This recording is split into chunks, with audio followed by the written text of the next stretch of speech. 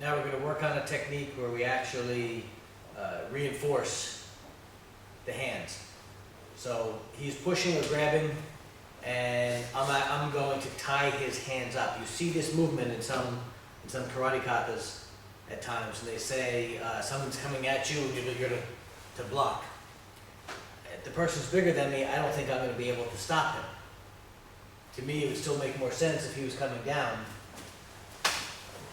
Get out of the way. Move. Knock the hand out of the way instead of trying to, when it comes down, to go force on force. Because if his timing is better, he's now going to hit me because my two hands are tied up here. So when his hand's coming in, when I'm doing this, I now can feel where his hand is. I'm going to take this and I'm going to open up my hand this way and go around his wrist and inside my wrist. As I bring this in tight, I'm going to bring my elbows down this way. You can see the pain on his face. And then I'm going to take all the slack out of the joint this way and then turn towards you. Now, what happens is when the hand comes in, I'm doing the timing is this and then that. Okay? So he really doesn't have a chance if you lock on that correctly. And if I drop my weight when I'm doing that, it's going to add to the pain. So slowly, it's going to be here, and he can be grabbing or pushing, it doesn't matter. I'm going to go over the top, elbow comes up, bring my hand all the way in like I'm trying to get my fingers this way. Here, elbows in, down, roll, twist. So I'm taking all the slack out of the joint with this, and then I'm going to twist so I get the pinky to go towards the thumb. So the drill is just going to be here.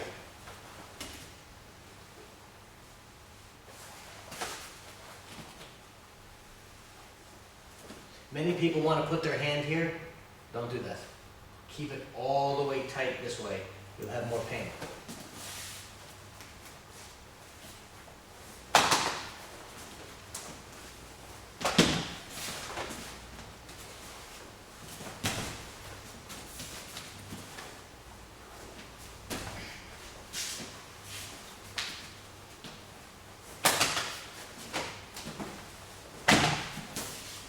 Okay, so give that a try. It's just going to be here. This is the bait. I'm going fishing. I'm putting my hand out, even if it's just to protect my face. And then I can feel where he is. I go around and over. We're going to do the same technique we just did, but off a two-hand push. Okay, so as soon as I see his hands coming in, I'm just doing this to protect myself. I can feel where his hands are. I'm going to go over and in. I'm still getting the one hand. He pushes. Here. Go over and in. Now, if I allow him to push my hands into me here, of course I'm not going to be able to do the technique. So as his hands come in, I'm just feeling, and I have to quickly come in. Again, just doing here. And just guide it and come right over the top. Okay? Hands up. You do.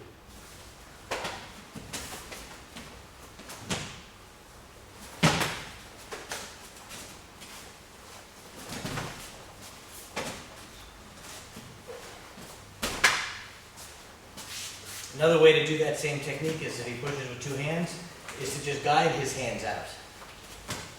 Okay, so what I'm doing is I'm meeting his hands on the edge of his hand, this way. Not here, just like this at a slight angle, and then I push in.